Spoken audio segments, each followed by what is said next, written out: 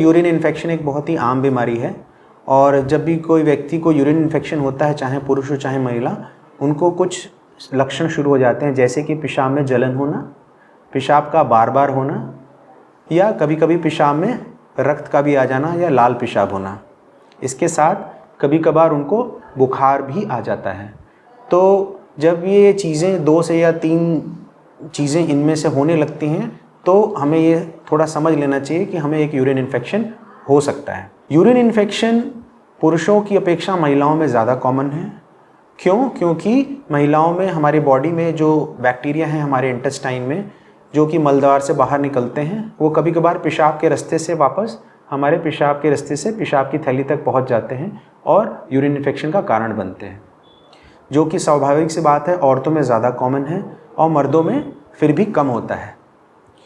मर्दों में हमें इस बात का ध्यान रखना चाहिए कि जो कुछ परेशानियां हमारे पेशाब के रास्ते में रुकावट पैदा कर रही हैं, जैसे कि बुज़ुर्ग लोगों में प्रोस्टेट की दिक्कत है, प्रोस्टेट एक ग्रंथि है जो कि पेशाब के रास्ते में होती है, और 60 या 55 साल के ऊपर लोगों में कभी कभार इसकी वजह से उनको परेशानियों का सामना करना पड़ता है, क्योंकि पेशाब के रास्ते में रुकावट पैदा होने लगती है। ऐसी स्थिति में यूरिन इन्फेक्शन भी हो सकता है।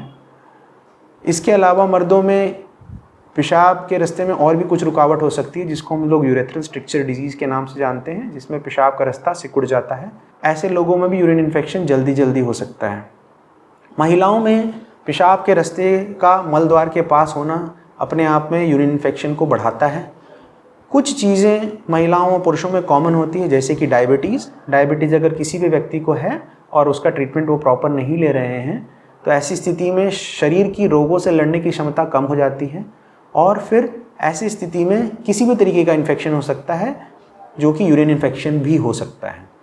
तो ये कुछ कारण हैं जो कि यूरिन इन्फेक्शन जिससे महिलाओं और पुरुषों में हो सकता है। अगर इसको रोकने की बात समझें तो अगर किसी व्यक्ति को प्रोस्टेट की दिक्कत है तो उसको अपने डॉक्टर से जाके मिलना चाहिए, प्रोस्टेट का ट्रीटमेंट लेना चाहिए। पेशाब के रास्ते में अगर कोई रुकावट है तो उसका समाधान भी यूरोलॉजिस्ट से जाके लेना चाहिए। महिलाओं में उनको अपनी साफ़ सफाई का ध्यान रखना चाहिए, पर्सनल हाइजीन को मेंटेन करना चाहिए।